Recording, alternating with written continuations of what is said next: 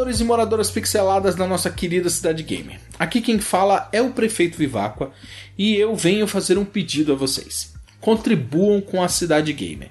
Vamos retomar a produção de conteúdo e eu queria também alinhar isso com o momento que o nosso planeta está passando.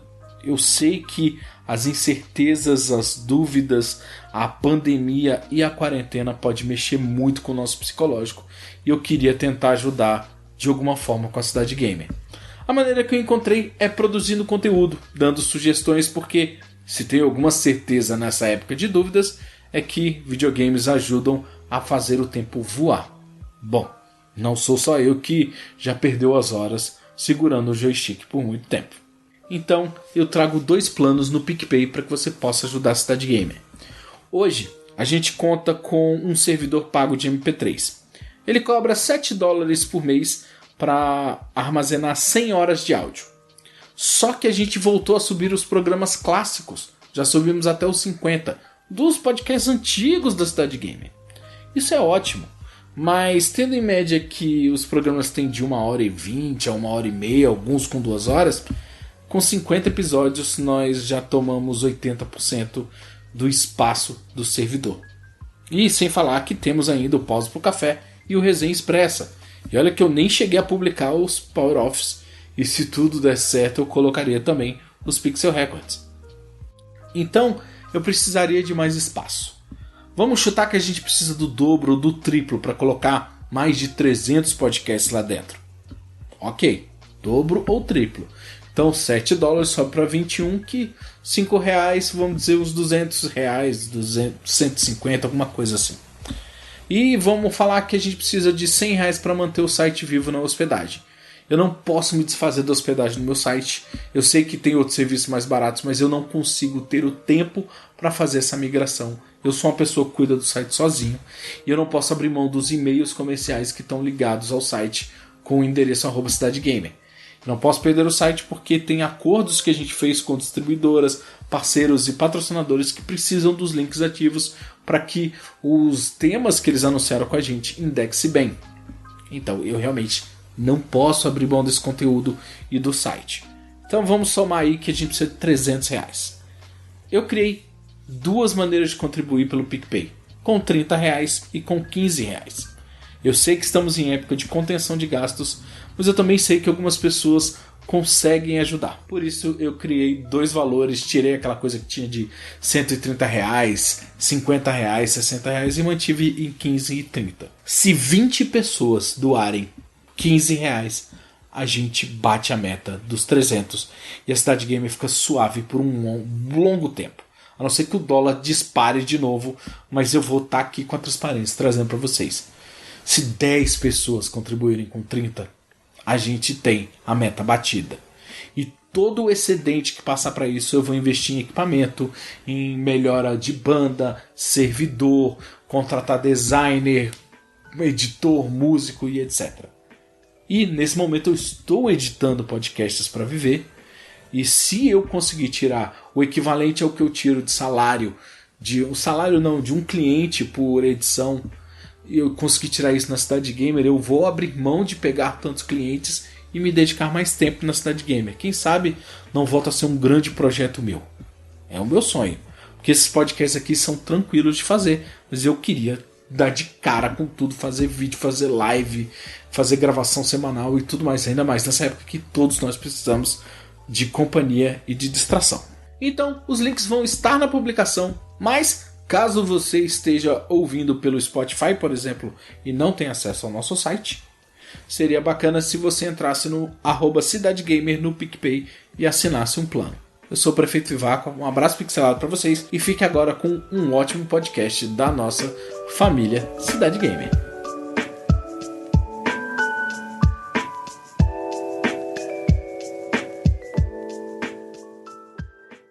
Este é o Pause pro Café, o seu podcast de variedades do site cidadegamer.com.br.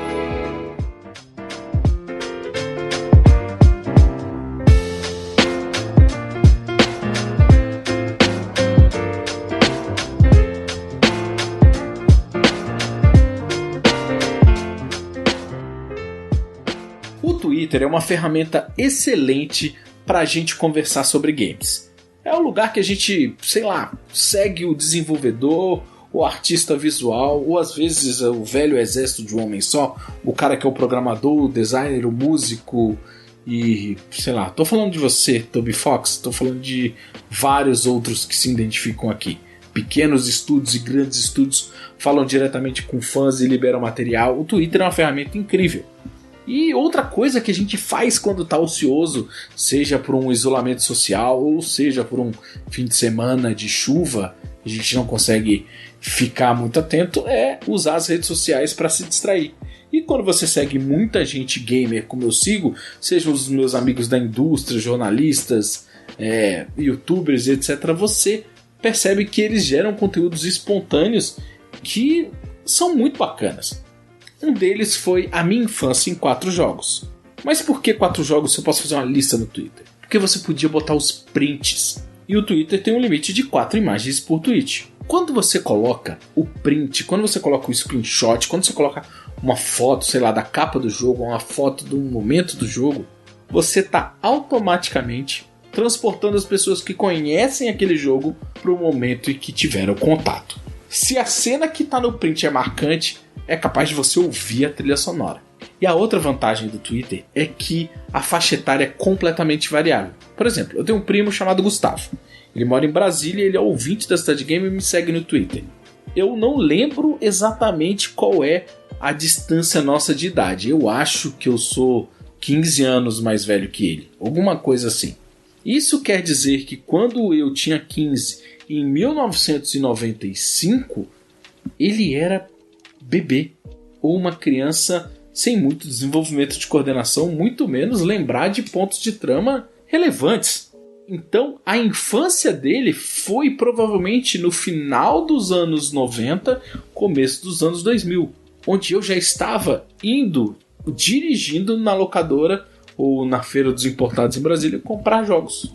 Então, há uma diferença e ela é muito rica para gerar diálogos, para gerar curiosidades, para você ver que a infância de muita gente foi, sei lá, a sua adolescência. E é por isso que eu vou dividir esse programa em 2 partes. Primeiro eu vou falar de 4 jogos da minha infância. E, posteriormente, daqui a 2, 3 programas, eu vou falar de 4 jogos da minha adolescência. O que obriga vocês a responder nos comentários, ou no Twitter, ou no Instagram, com 4 jogos que marcaram a infância de vocês. Agora, eu preciso contextualizar algumas coisas, porque a ideia é eu falar de cada jogo com um pouquinho do momento que eu tive contato com eles. Mas eu tenho que contextualizar. Eu nasci em novembro de 1980. Amigos, em 2020 eu vou fazer 40 anos. Mas é só um número enquanto o reumatismo não chegar. Mas isso quer dizer que a minha infância foi marcada pelo Atari. E o Atari não marcou ninguém. Quem ficou muito tempo sem jogar videogame depois do Atari, com certeza se assusta hoje em dia. Mas o Atari, sei lá, o Hero era legal. Poxa, Pac-Man, se eu fosse falar de alguma coisa, eu talvez falaria do Super-Homem, que tinha começo, meio e fim, mas os elementos de jogabilidade eram muito rasos, tudo era muito fraco ali. A gente tem que começar pela geração que marcou, é o Nintendinho e o Master System. Eles que marcaram aqui. Então eu vou, ignorar a minha infância do Atari, até porque eu tenho um trauma que eu já publiquei um e-book aqui no site da Cidade Gamer contando do holandês desonesto, que vai ter um link nessa publicação.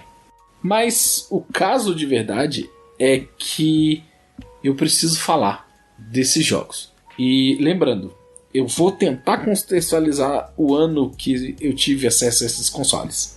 Mas a gente precisa bater um papinho sobre esses jogos da infância, porque você precisa fazer a sua lista, né?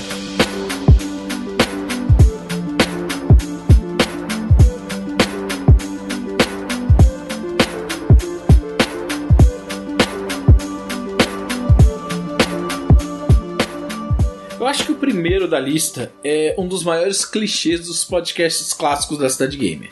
É o Mega Man 2. Antes do pessoal falar que eu tive 900 Dreamcasts, eu falava muito de Mega Man 2. É o único cartucho de Nintendo que eu ainda tenho.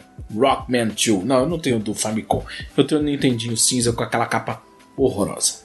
Mas o contexto é meio louco. O meu irmão comprou pra mim nos Estados Unidos. Ele não veio transcodificado, então a tela de password era praticamente impossível de se acessar. Eu não lembro direito se essa era só com os pontos. Eu não sabia o que era password, né? Afinal de contas, eu ganhei esse videogame quando eu era uma criança. Eu mal sabia ler. Eu jogava, eu achava as músicas maravilhosas. E à medida do tempo que eu fui crescendo, comprando revista de videogames, eu entendi. Eu não entendi o jogo inicialmente porque ele era... aquela coisa de a arma de fogo é bom contra o inimigo de folha. Isso aqui eu jogava numa TV velha de tubo horrível e o videogame tava em preto e branco. Eu lá sabia que o cara era de metal. Eu lá sabia que a arma dele parecia uma serra. Eu lá sabia inglês para saber que leaf é folha. Eu não sabia. Mas esse jogo foi entrando em mim. A mecânica, o salto, a precisão de cada coisa, e eu fui aprendendo. E foi, eu acho que um dos primeiros jogos que eu terminei. Claro, eu terminei ele com a ajuda de uma revista que, eu não sei se algumas das pessoas mais velhas lembram, imprimia o mapa inteiro das fases, diminuída com prints de cada tela. Parece muito, mas Mega Man não tem muita tela. Mega Man era um pouco difícil para os padrões, mas ele era bem curto, tá? Se você sabe o que fazer no Mega Man, conhece os inimigos, você termina ele em minutos. Os speedruns do Mega Man não usam nem glitches nem macetes. Eles simplesmente seguem a melhor ordem e vai por ali. Mega Man 2 me marcou pela música, me marcou por tudo, por ser o meu primeiro jogo. O meu Nintendinho veio com a fita do Super Mario 1 e Duck Hunt, mas não veio com a pistola. E eu acredito, eu não tinha como saber, porque veio importado, eu não tenho lembrança de uma caixa lacrada e etc. Talvez o meu irmão tenha comprado numa garage sale, num lugar usado, eu não lembro direito. Mas eu sou eternamente grato ao meu irmão Paulo por ter me introduzido no mundo dos games. Eu já era fanático pelo Atari, mas eu não sabia como dar o próximo passo. E, lógico, o ideal teria sido o Master System, mas na mesma época que o Master System começou a ser viável, a gente comprou o Nintendinho. Na verdade, meu irmão voltou dos Estados Unidos.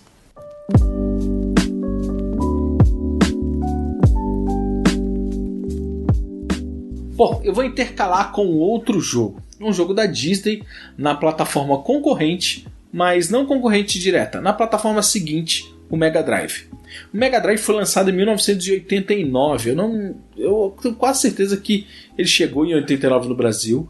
Eu tive a versão japonesa dele e eu jogava Quackshot. Quackshot era um jogo muito, como é que eu vou dizer, muito peculiar, pelo fato que se você tivesse um Mega Drive japonês, você poderia chavear ele para ele jogar jogos americanos ou japoneses. E quando você virava a chave, na verdade você só mudava a região e os jogos japoneses que não rodavam. É porque como o meu console era japonês, alguns jogos não rodavam. Tipo o Quackshot, eu podia pegar a fita da Tectoy, colocar dentro dele, que ia aparecer em japonês. E aí todo mundo pensava, é porque o console está em japonês. E é verdade. Com essa modificação, com esse chip, ele ia para inglês. Todos os jogos.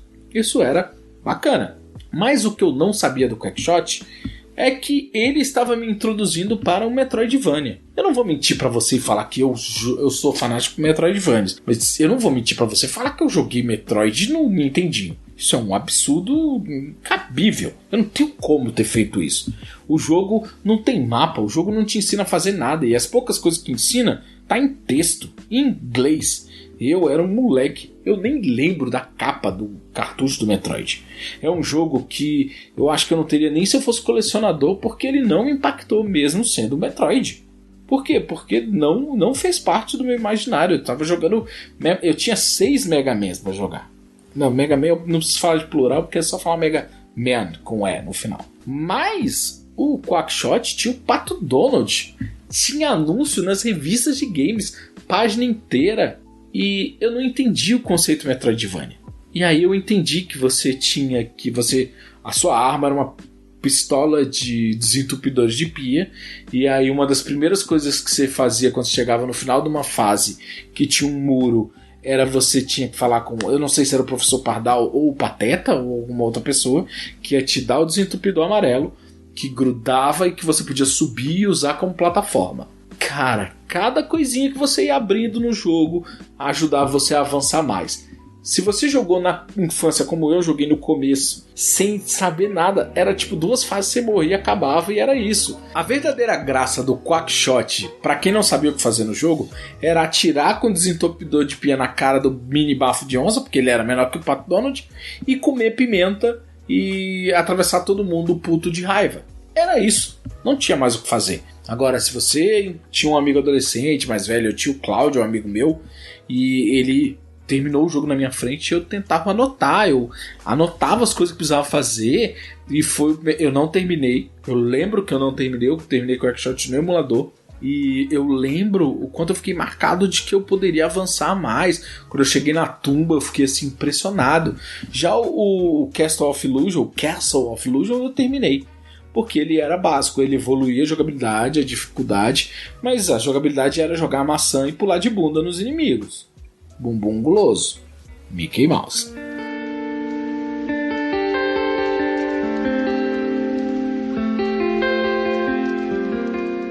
Voltando pro Nintendinho, olha, antes de mais nada eu preciso falar de um jogo de Master System. Ele se chama Double Dragon. Eu joguei bastante esse jogo e eu lembro de jogar na casa do meu vizinho Gengis Khan, e ele tinha a TV que tinha no quarto dele. Ele tinha 2 irmãos, o pai dele tinha uma grana e tal, não sei o que, botou uma TV de 14 polegadas, mas daquele suporte da TV. E como o quarto deles era grande e ficava uma cama em cada lado do quarto, para os dois conseguirem ver TV, a TV, em vez de ficar num móvel, ela ficava no suporte da parede. E o controle de videogame não é como hoje, que é wireless, né, querido? Não era. A gente jogava Double Dragon em pé, olhando para cima.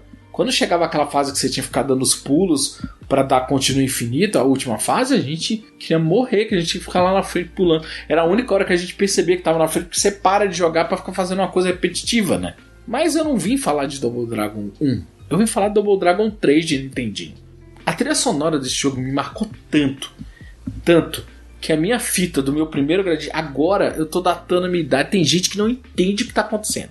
A Gradiente, empresa de equipamentos eletrônicos, que mandava no mercado mundial do Brasil, tá? Perdão. Mandava no mercado nacional. Ela criou um gravador chamado Meu Primeiro Gradiente. Ele tinha rádio, tinha gravador, vinha com microfone, você podia gravar, você falando, entrevistando, e ele vinha com uma fitinha que era transparente, e os detalhes da fita cassete. Fita cassete é uma mídia física de reprodução de áudio. Ela tinha meia hora e tal, era bacana. Olha como era a infância. Em um lado tinha o concurso de arroto, que eu fiz com meu primo, e do outro lado tinha a trilha sonora do Double Dragon 3. Ainda com os barulhos. Eu lembro da trilha sonora com os barulhos de eu dando soquinho e tudo mais. Tipo assim, eu não gostava da música do começo, eu gostava da abertura. A música do começo não, mas quando você saía do dojo e começavam... Eu não vou botar a música aqui por direitos autorais, mas procurem a trilha sonora de Double Dragon 3. E ele era um jogo completo. Você podia... você tinha um golpe que você pulava, pegava o inimigo e jogava ele longe. Você podia dar uma voadora no seu amigo defendendo, e ele pegava você e jogava no inimigo. Você podia pular na parede que cai e dar uma voadora. Você corria, cara. Você tinha um golpe parado que você girava tipo o helicóptero do Ken e do Ryu, o Tatsumaki Senpu. E foi o primeiro beat'em up que eu lembro, tá? Isso Nintendinho. Não procurem o Double Dragon 3 de fliperama, ele é horrível, e o do NES é quase impossível, mas que quando você matava os inimigos, alguns chefões viravam seus aliados. Você podia jogar com eles. Isso era uma coisa absurda. Acho que a primeira vez que eu vi isso, acho que foi Ninja Commando no Neo Geo depois. Cara, era de cair o queixo. A trilha sonora, o combate, os inimigos, aquela noção de que Double Dragon evoluiu, você podia correr, você andava em várias direções, eu achava maravilhoso. Eu ainda gosto desse jogo. Qualquer dia desses eu vou pegar o meu Raspberry Pi, vou plugar ele na TV e vou tentar terminar com Save State, porque eu não sou maluco.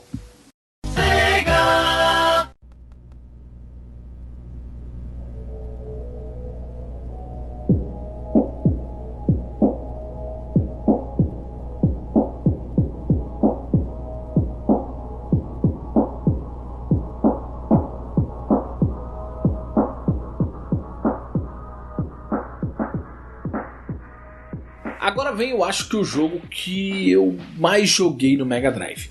Sonic the Hedgehog 1. Cara, como eu joguei esse jogo. A trilha sonora, eu escuto a trilha sonora até hoje. Eu não consegui me apegar ao Sonic 2 do mesmo jeito que eu me apeguei ao primeiro. Talvez porque eu joguei muito, comprei o Sonic 2, joguei uma semana e um cara fez uma oferta nos classificados, porque eu não lembro se eu queria comprar o Super Nintendo, não lembro o que era. Eu vendi ele e o cara deu um cheque sem fundo e eu nunca joguei o Sonic 2 de verdade, assim, apaixonado. Só tentativas vazias no emulador.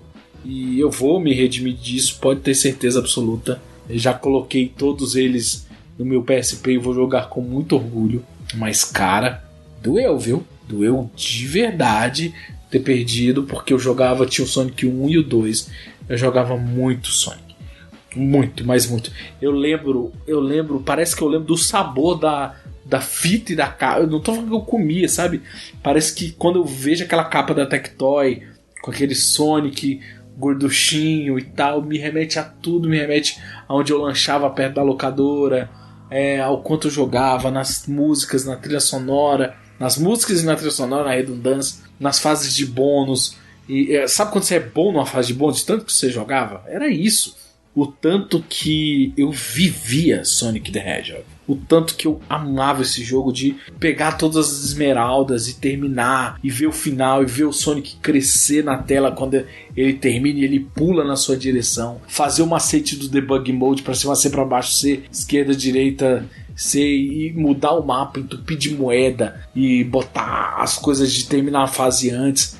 Cara, Sonic me marcou demais, e eu tenho certeza que o motivo pelo qual eu não continuei essa saga maravilhosa é porque eu fui roubado do meu Mega Drive e eu só pude pegar outro muito tempo depois, graças ao meu privilégio do meu pai ter comprado 2 Mega Drives, o meu e o outro para vender, e ele ter esquecido o outro para vender, e eu peguei no armário roubado.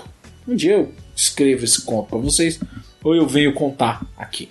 Mas o mais importante é quais foram os jogos que marcaram a sua infância. Você consegue separar só 4? Você consegue, sei lá, escrever um parágrafo sobre cada um deles? Quem sabe eu não consiga fazer um programa onde eu comento os seus 4 e ainda falo se eu conheço algum deles e como eles me marcaram. Quem sabe a gente consegue fazer um papo bacana aqui no Pause pro Café. Depende só de você.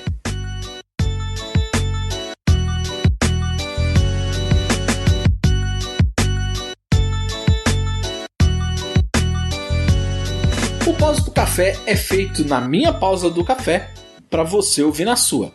O roteiro, edição e gravação desse programa é feito por mim, Carlos Vivacqua, e a produção é feita por Gabriela Jalotto. Se você acredita que esse projeto deve continuar, manda um e-mail pra gente em podcast@cidadegamer.com.br e conta pra gente uma história que ela pode virar tema do programa. Já estamos com o nosso financiamento coletivo de volta no ar.